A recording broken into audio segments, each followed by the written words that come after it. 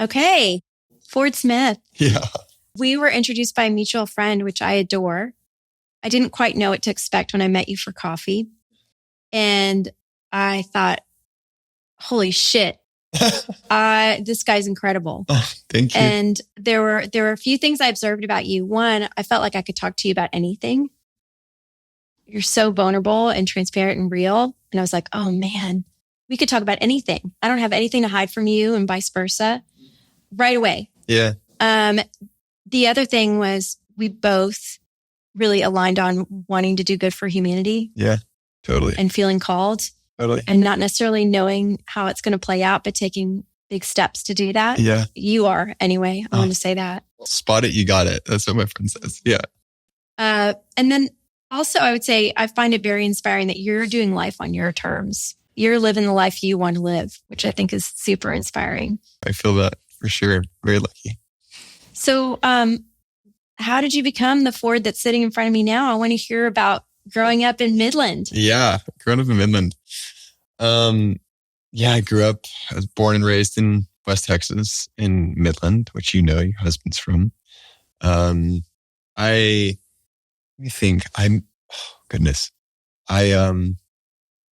was an oil patch town. It was like, if you didn't play high school football, this might not be politically correct, but you were gay. Like that was kind of the way that people looked at you. And that's probably, unfortunately, still how a lot of people get looked at today if they're in band or, the arts or whatever, And so I like to think that it takes like 5 to 10 years for things that happen. When I moved to LA, I realized that like it takes about, I'm going to say 5, it takes 10 years for like ideas to make it into Midland, Fascinating. Like I've seen that. Yeah. Right.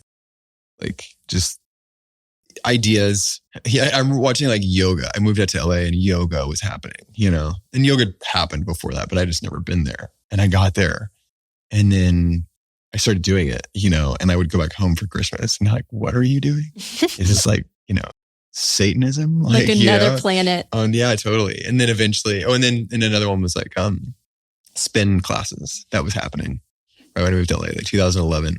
And then eventually, like 10 years later, they got their first spin class. So I see these trends kind of transfer. But yeah, so I grew up in Midland, very conservative town. It's like George Bush's hometown. And yeah, the only reason it exists, it really is because of the oil and gas industry. And so I grew up to a ranch. My parents' parents were both ranchers in New Mexico and West Texas. And my dad, I'm not going to say he started from nothing, but he really started, he started with like $5,000. Like they were dead broke here in Austin, out of college. And my mother was pregnant with me. And some guy, like mentor here in Austin, like sat down with my dad. And it's like, he said, it was pretty brash what he said. So I won't really repeat what he said, but he's like, here's $5,000. Like your wife's from Midland. Like there's an oil boom happening. Like go get in the oil business, And so moved to Midland, had me. And funny thing, I say this all the time here in Austin, but there's a Ford Smith here in Austin. And my mom, she wasn't going to name me Ford Smith because there was this other Ford Smith here who I just met for the first time at my cousin's wedding like a month ago. And we moved to Midland and I got to be named Ford, which I'm so grateful for because like nobody forgets my name, which is awesome. I'm going to I kind of want to name one of my kids Ford. I don't have any kids yet, but I'm like, but I also don't want to like ostracize one child, So I don't know. We'll figure it out. Maybe but, if you have a girl. It's a strong name. I know. Ooh, that'd be so cool. Ford is a girl. Yeah. I love that. Yeah. Okay, cool. Be strong. That might be it. I like that. So I grew up in Midland and I look back as we get into more of my story, like I've obviously done like a lot of trauma hunting, I guess I would call it, or as my psychiatrist, my psychedelic guide friend of mine would call it. I think I do a lot of trauma hunting. And so I looked back at a lot of my childhood and in all honesty, I had an incredible childhood, money was definitely tight growing up. I think I found myself very conscious of money at a very early age. And then as I was like in my teens, like things kind of changed. My dad had built an oil and gas business, got backed by private equity. And so I could tell that things were changing and I was definitely hardwired, I think, to go into oil and gas. I just didn't, there's not a lot of culture. I mean, I love Midland. There's just not a whole lot of culture, and we didn't travel internationally, so I didn't see a lot of different lifestyles or cultures. Like I had this one track mind of like, okay, you know, when I graduate high school, I'm going to go to University of Texas or Texas Tech or Texas A&M. Probably not Tech or A&M. I ended up going to Tech for a semester. I wasn't smart enough. I didn't have the grades. I won't say I'm smart enough. I didn't have the grades to get into UT. Went to Tech for a semester. But I think like it's going to go to this college, get in a fraternity, and then go back to Midland and get in the oil and gas business.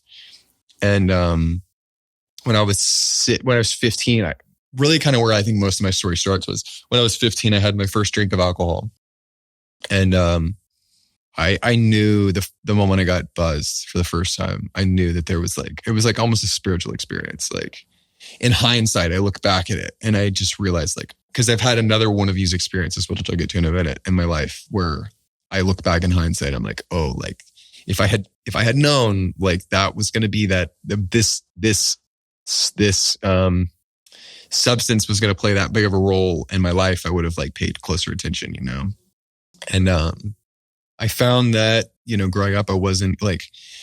I was good at football. I was okay in school. I don't know. I was like okay in art, I guess. I don't know. I was definitely like the class clown. I was like funny. I knew that was my thing. And when it came to partying and drinking, like that really became my thing. And I was like, I'm really good at this. And I think it really shut off this hyperactive ADHD mind, you know, that was just constantly thinking and probably, I don't even know if I was worried about what people were thinking about me or not. It's hard for me to tap back into that part of my life. Because I guess it's worth mentioning also when I was 10 or 11, I got prescribed Adderall for ADHD. And I remember my mom like tells the story of like me going into the doctor's office and like me taking the ADHD test and them like reviewing the results. And, you know, the doctor's like, your son has ADHD. And my mom's like, she's like shocked, you know, and she's like looking, and then she like looks over at me and I'm like upside down on the wall, you know? So she's like, oh, okay. Yeah, that makes sense, you know? And so I was prescribed, you know, I started taking Adderall, and I very quickly, like I think it was like 4th, 5th grade, I went from a C-, D+ student to an A+ student overnight.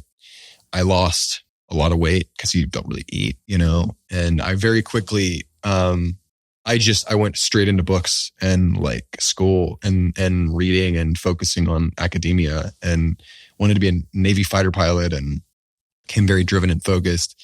And then I got into 7th grade, and I remember going to junior high, and like, I don't know what happened. Like I was kind of always like I was in the cool kids crowd, but like I wasn't, and I was always maybe like a little bit overweight. So I never really had like, you know, in elementary school in Midland, I don't know, maybe you have like girlfriends and you got crushes and stuff, but like I always had them, but they never really liked me back. And then I got into 7th grade and like I lost weight, like grow out my hair.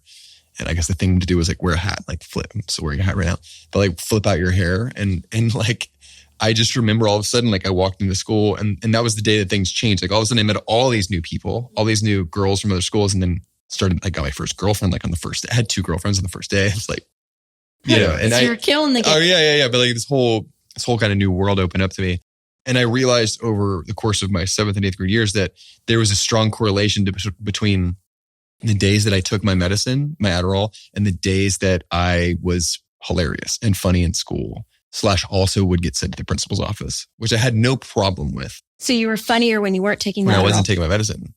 It's just an accident. I stumbled upon it, but I started to figure it out, you know, and that I was really funny and quick and witty when I wasn't on my meds. And when I was on my meds, I was like very studious and could focus. And very quickly, like the teachers, it became a thing like, oh, Ford, you didn't take your meds today, you know? And that was kind of the first time I started to really understand like maybe neurochemistry and like I might be a little different, or I don't think I ever really questioned the meds. I was just like, oh, everybody takes meds, right? So maybe I just don't want to take mine today because I want to be funny or whatever, you know? And so cut to like 15, I'm like, I end up really liking drinking. I end up binge drinking 3 or 4 days a week. Sometimes at school, bringing backpack to school, would bring a styrofoam cup after lunch full of whiskey and drinking in math class. And no one noticed? My friends did. Well, some of my friends would know, like on like days that I'd like let it known, you know, because I thought it was like cool. And then I can remember one of my best friends, Harlan, he remembers walking into like the men's bathroom one day and he hears like a can open in one of the stalls. And he just said Ford. And he just knew it was me, you know, of all like 2,000 kids at school. Like you heard this crack of a can open. So yeah, I would hide it, but I also wouldn't hide it. The teachers wouldn't know. And eventually like, well, I guess I'm like binge drinking alcohol like all the time. And in hindsight, I'm realizing like that, of course, you're flooding your brain with alcohol. You're anxious, you're depressed. Like, I don't think people really understand like what one or two drinks does to them the next day. You know, I think people have like, it's such a frequent occurrence to just drink alcohol or a glass of wine that like you forget. Like I've had a glass of wine in the past 5 years. I noticed very quickly the next day, my focus was shot. My performance in work was shot. My hand was shaking. And I was like, I'm not going to, even if I do think I can get away with this, I'm not going to do this because of performance, you know, like just and mental health and well-being, you know? So I think, so kind of the point I'm getting at is that I got prescribed Lexapro and Wellbutrin at 15, which is. So you had this cocktail going on. Yeah, 3-part cocktail. Yeah. Of Adderall, Wellbutrin, just like an SNRI, I think, and then and Lexapro is an SSRI. And while your brain is forming. Totally. Yeah. And the SSRI, I think I think in hindsight, like I look back, I'm like, why was I an addict? Because I'll get into like more of like my deep dive into this later. But I think that Adderall, and I've seen strong correlations with all my friends and that I went to like junior high and high school with. The ones that have gone to rehab for drugs and alcohol are the ones that were prescribed Adderall at a very early age. You're making me panic right now because my son has ADHD and he just got his first script for Adderall. And we elected to not medicate him when he was little, which I always carried some guilt around because he just had to struggle through it. But now that he's 20 years old, he can make the decision for himself. I think it's different maybe at 20. I think you're more formed, you know? Yeah. I think at 11, you're not, you know? Yeah. And yeah, I think it just teaches you're taking like meth for kids for breakfast every morning, you know? Yeah. And that's exactly what it is. It's like one molecule off of methamphetamine. It's like street meth, you know? And so it works for sure, but I don't think we really know the long-term effects of it. I think we're probably as a society witnessing what happens with long-term early use of a methamphetamine. And so I think that was like hardwiring my brain to like find that reward pathway and like find that thing that like makes you hit and get happy, you know, or hit that hit of dopamine. I also think I'm not just going to like blame it all on Adderall. I think I had some really hard hits in football too. That I got an EEG done on my brain. I've got a few of them done, and like they saw a lesion on my left temporal lobe. Lesion sounds terrible. It's like essentially like a dent or like a bruise. And the doctor was like, absolutely, that was a football hit. And he thinks that has I guess your left temporal lobe has a lot to do with your production of dopamine, and so it can affect that and lower your production of dopamine, which affects cognition, motor skills, and can be a key contributor in addiction as well. So I've since done some therapies, some psychedelic therapies, specifically a plant called iboga. It's really good for treating traumatic brain injury. That's what a lot of NFL players and hockey players and veterans are using right now. And I did an EEG before and after, and you can't see the lesion on my left side of my brain anymore. That's wild. For one session. I know, it's wild. Yeah, there's a friend of mine. He's doing a lot of the research at Stanford right now, Dr. Nolan Williams.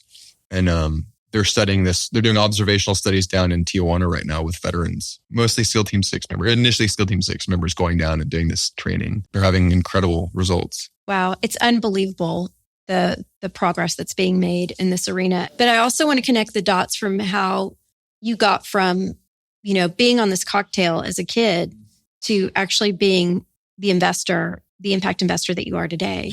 So what happened around 15, 16, 17?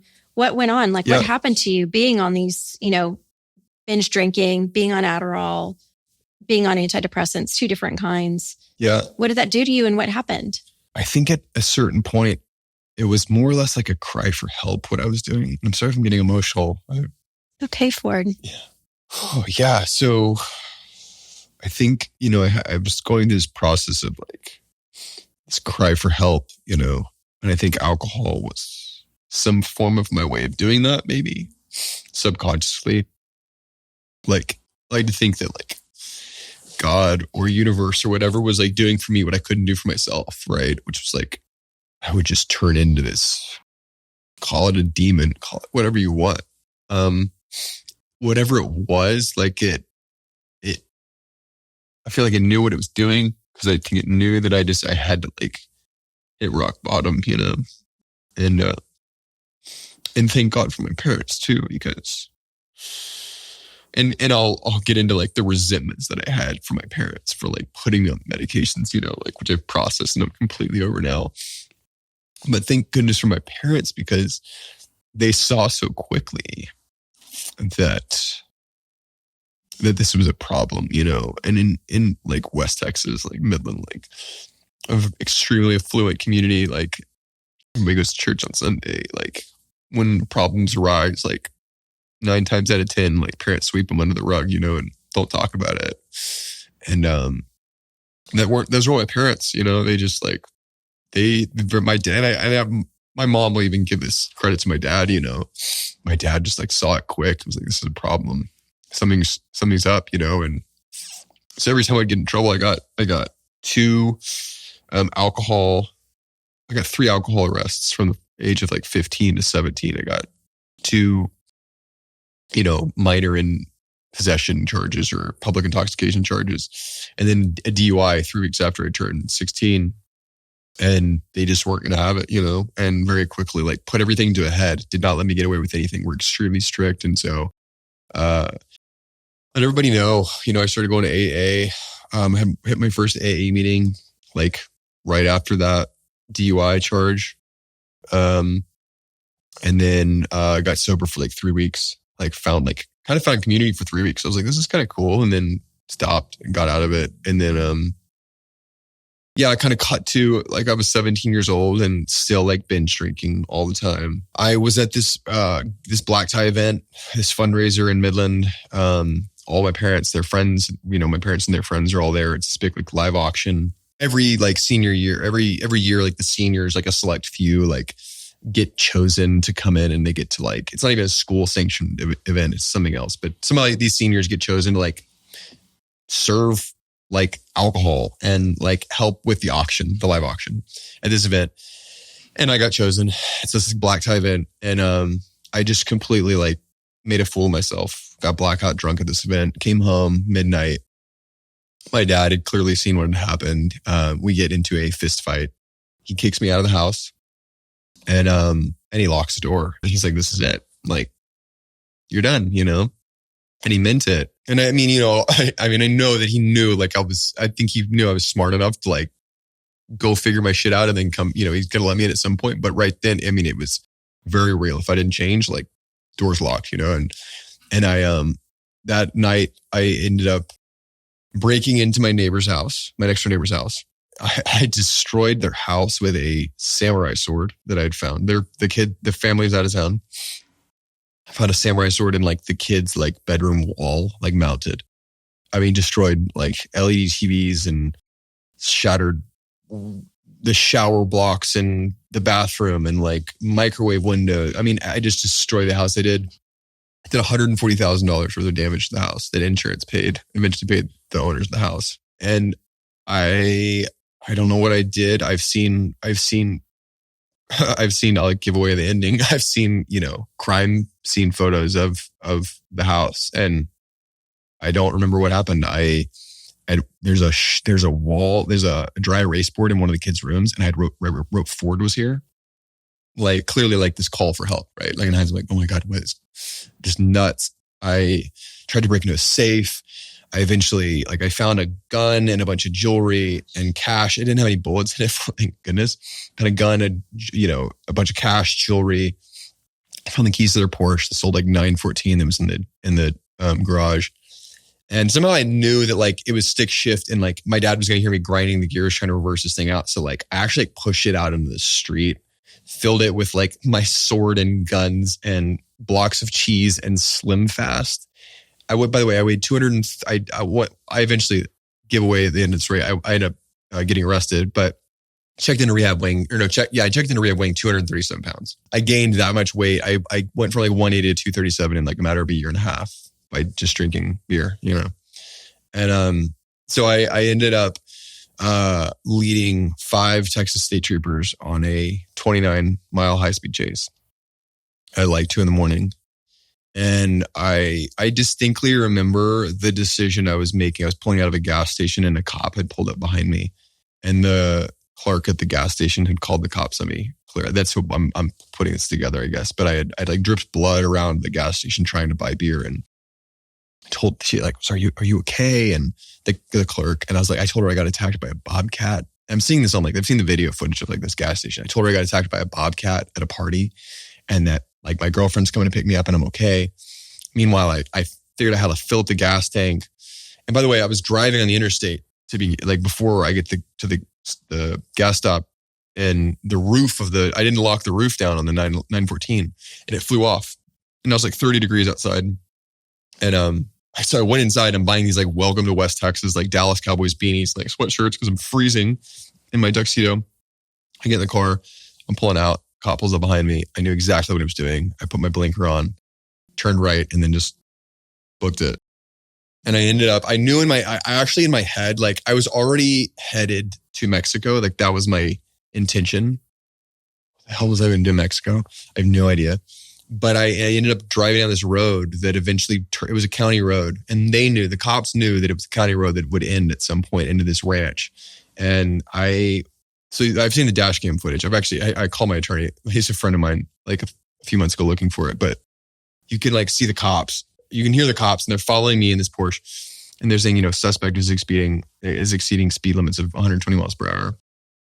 Suspect is removing articles of clothing. And then you can hear him go, he's going to hit that dead end pretty soon.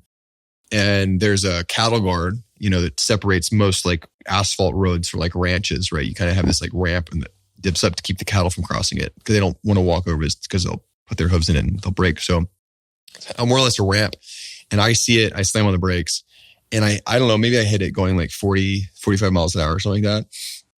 Ended up barrel rolling the car, completely like barrel rolled the car, and landed back without the roof. I know. And it didn't even have a cage either. It was one of those old Porsches that didn't have a cage. So if it would have, landed in toast, and landed back on its wheels and came to a stop, and I had my seatbelt on, and that was a real like spiritual moment. It was this whole world stops. And out loud, I looked down, I had my seatbelt on, and I said, I got to stop drinking. And undid my seatbelt, and I'm full of adrenaline. And I get out and I lay, and I've got this huge smile on my face, like this, like I'm shaking. And it's like I have so much relief, because I just did whatever I had to do to get to the decision point of saying like, I'm done, and I just completely surrendered, laid in the middle of the road, hands above my head, guns drawn. These state troopers pull up, and, as they're like coming over to me, handcuffing me, I'm like giving them my social security number, my parents' address. They're not, I'm just like, I'm in. Yeah. Wow. Yeah. I got checked into jail that night. I got charged with 5 felonies. Went in, and my dad left me in jail for 4 days, 3.5, 4 days. Scared the shit out of me.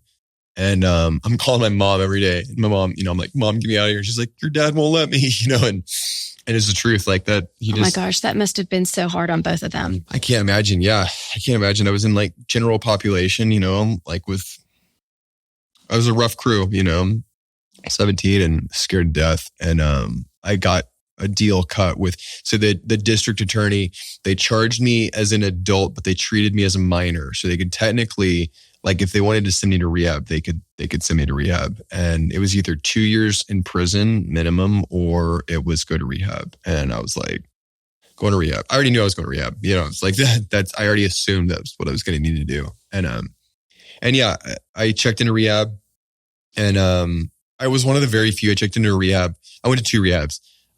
First rehab was in Minneapolis. I ended up like 2 months in. I punched my roommate. I clearly still was struggling with some anger issues. Got kicked out. sent to Arizona where I lived in a tent for like 3 months in, 110 degree weather during the summer. Managed, like, took care of a horse. It was kind of just like one of these like horse rehabs.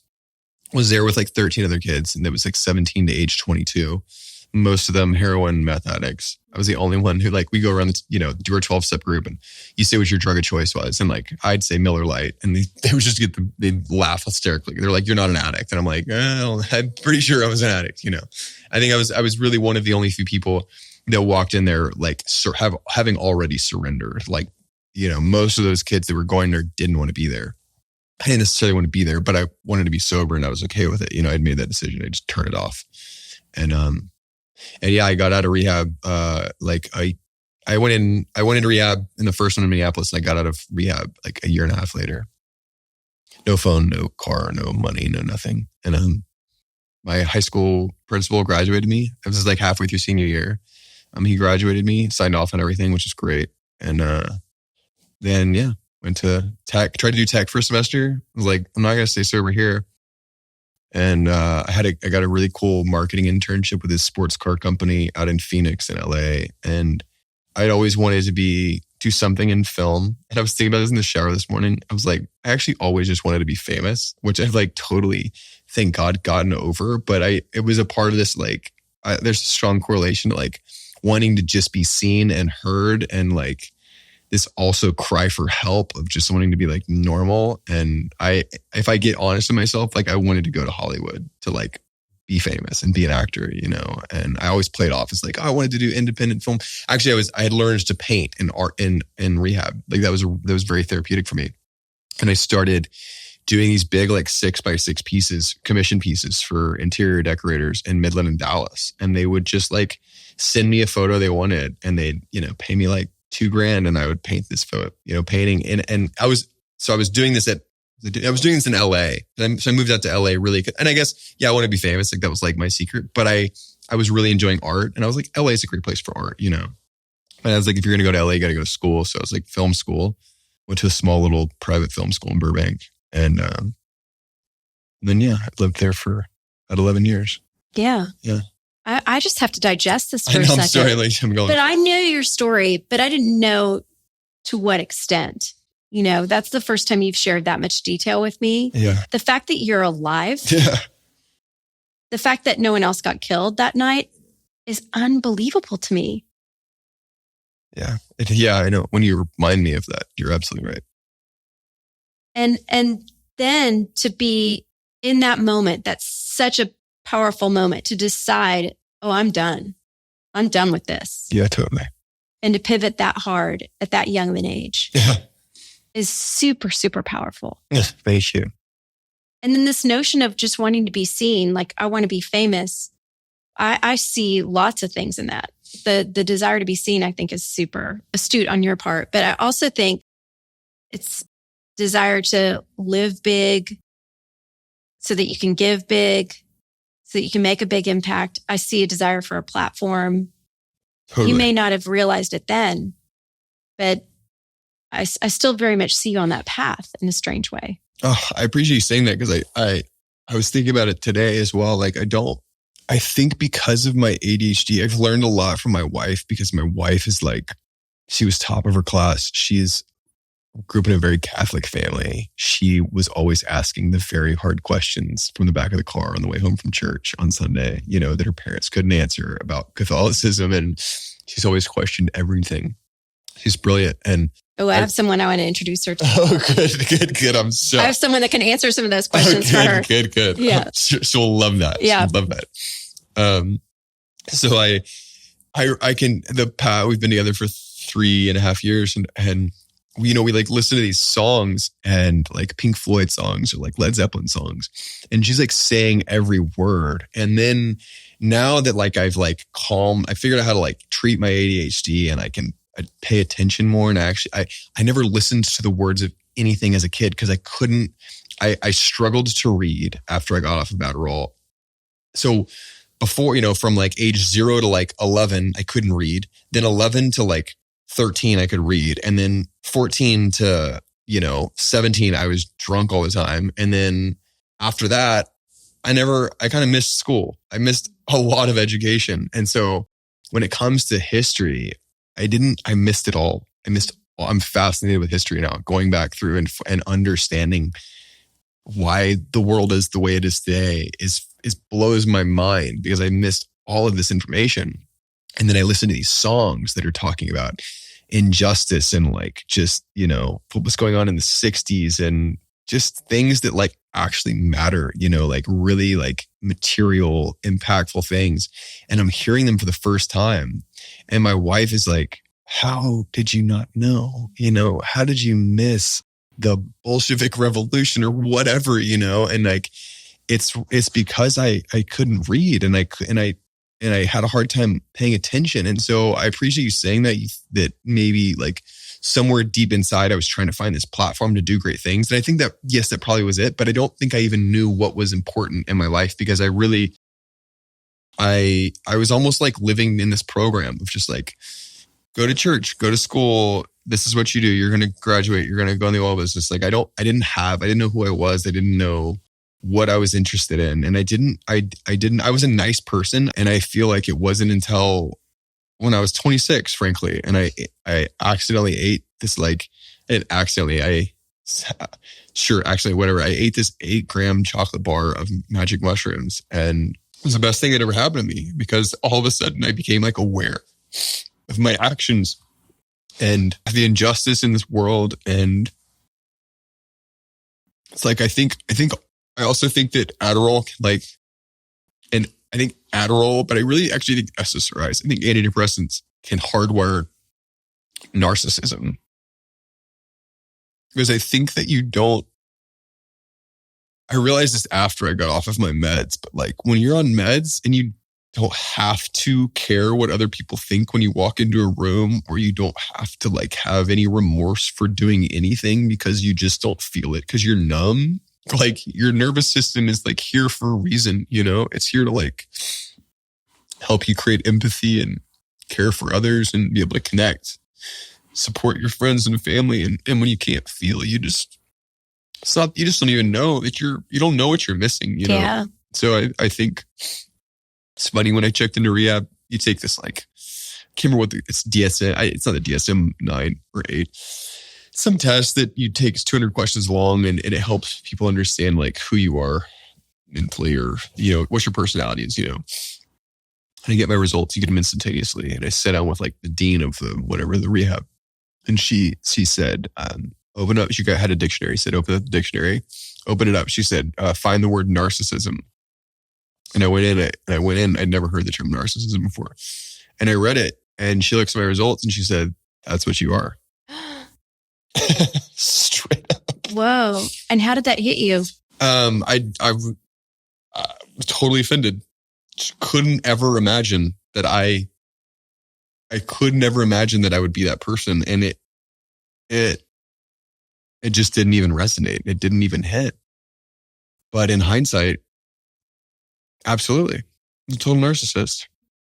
And I have a narcissist. We won't say who, but very close. My friends and family all know that my family. And I'm watching it, and I'm like, oh my God, people, you just don't know, I really think it's like a clinical diagnosis, and I think it has something to do with some sort of like trauma response where you just shut off some portion of your body that you just won't allow to feel emotions. And if you can't feel emotions, you just don't operate in society like the rest of how you're supposed to be, and.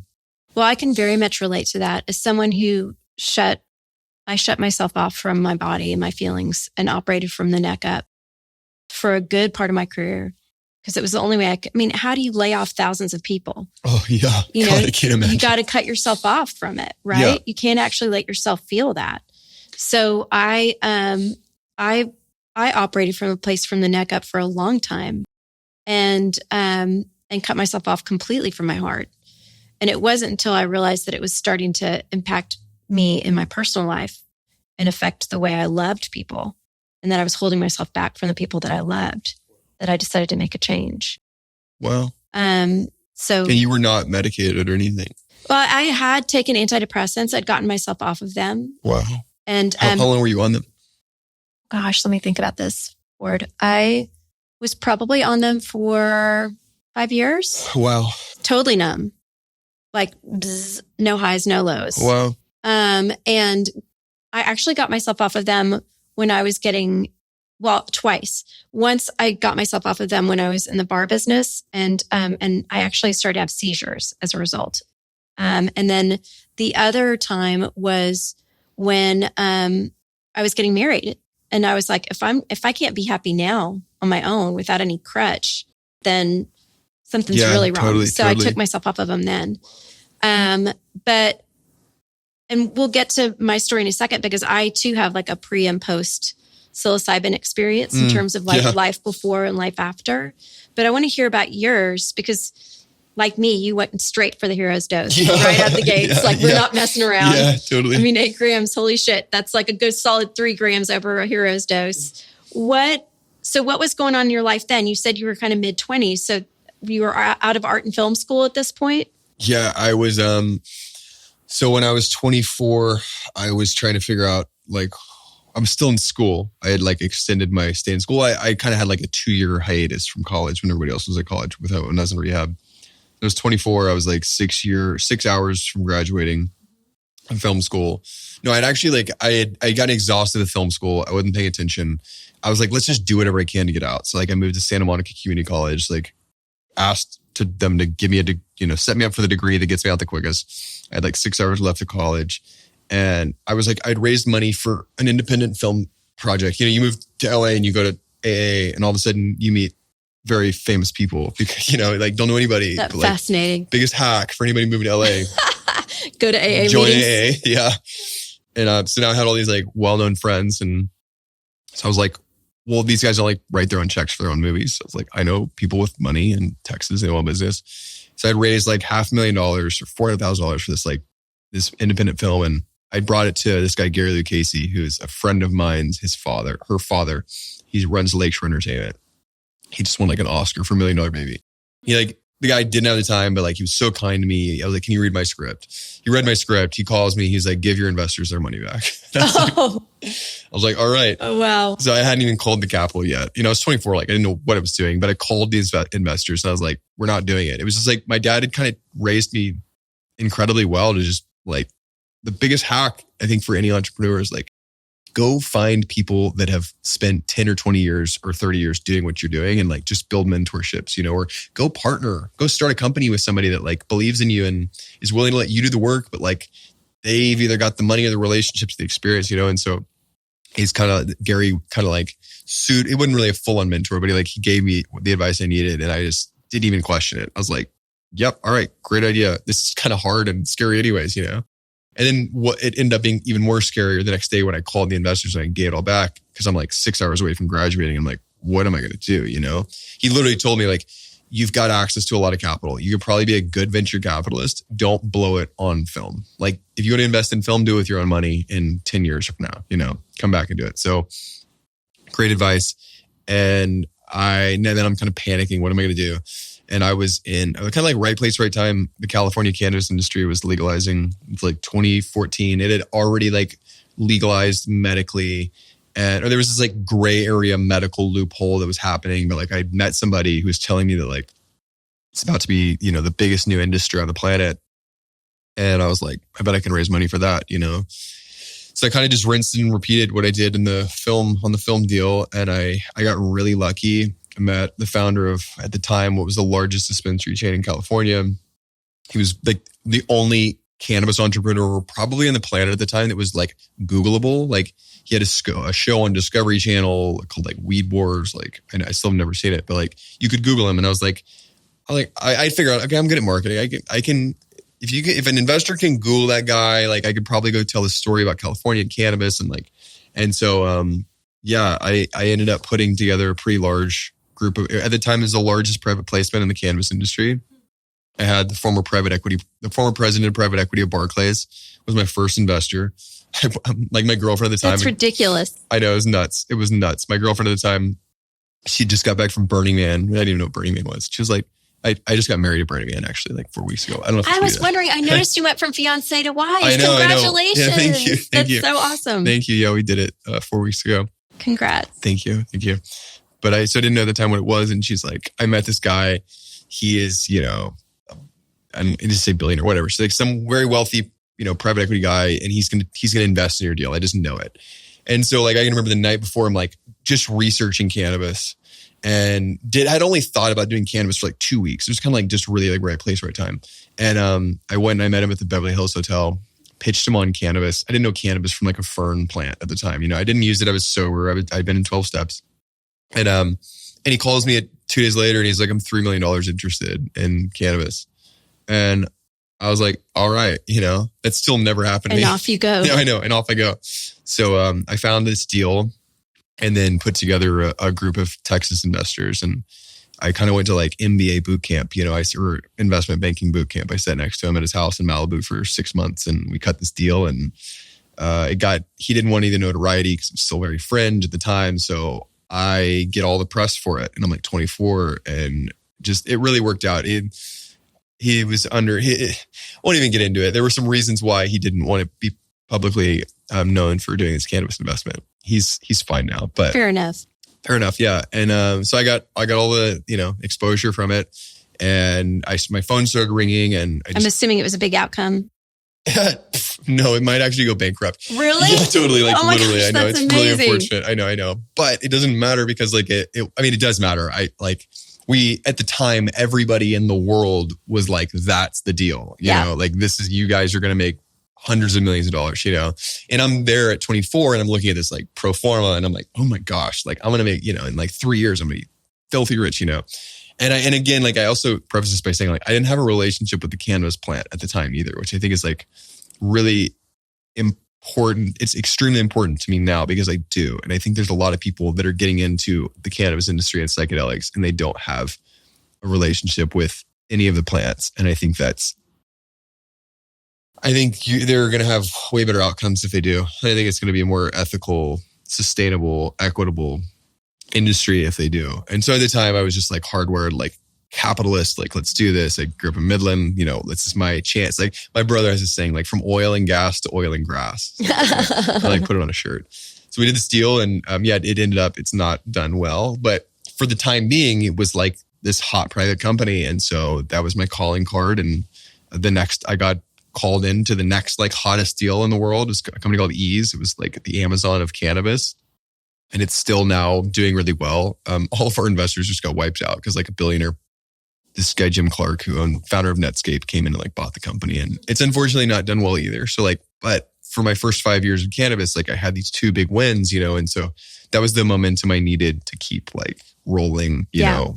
And then for people that don't know the venture world, that's really all that matters in the venture world is getting 1 or 2 big wins is what you're going for. You know you're going to have failures along the way. Totally. It's the 1 or 2 big wins that get you to the next fund. Totally. Yes, absolutely. Yes, 100%. It's what gets you to the next fund. And then 6 years later, you'll realize that it didn't work out. But like, it's funny. It's crazy. You kind of see like, somebody the other day told me about strategy raising like a fund. I mean, I have a fund now. It's like, and I don't know if I really incorporate this or not, but it makes sense. You go out, you like go get like very well recognized like logos on your next deck, because your investors that are coming into fund 2 are looking at who'd you get into on fund 1, very much kind of what happened in this situation. And I then, I was lost at the time too. Like I was still on my meds. I was still on Adderall, Lexapro. I can still remember like calling my mom, like driving down PCH in Malibu, like telling her like, I think I'm like I just done this deal. And I was like, I think I'm like the happiest person like in the world, And in hindsight, I'm like, I remember saying that on multiple different occasions. And in hindsight, I'm realizing like I was just like over medicated, Wow. Yeah. So it was like a saccharine high. Yeah, totally. Absolutely. Yeah. And was that when you had the mushrooms bar? When you it was right then. So like I did this deal and then I was a girlfriend at the time, different girlfriend at the time. She had lupus and rheumatoid arthritis. She was 29 and she'd been on like 11 pharmaceutical drugs for like 8 years. Terrible, terrible disease. Autoimmune disorder, disease disorder. And I wasn't consuming cannabis, but I would get samples all the time. I brought her home some cannabis one time and she smoked it. I smoked a joint. I didn't know this. And the next day she comes to me and she's like, I don't know how to say this, but last night I smoked the joint and I had a spiritual experience. And I was like, okay, tell me about it. And she said, God or source or something like, okay, I just got this download that I can use cannabis and a plant-based diet to get off of all of my pharmaceuticals and treat my autoimmune disorder. And she said, I'm going to do it. She had so much conviction. I'd never seen this before. And it just really stood out to me where I just, whatever was going on, I was like, I've stranger things have happened, and so it's like, I support you. And I watched her do it over the course of 3 months.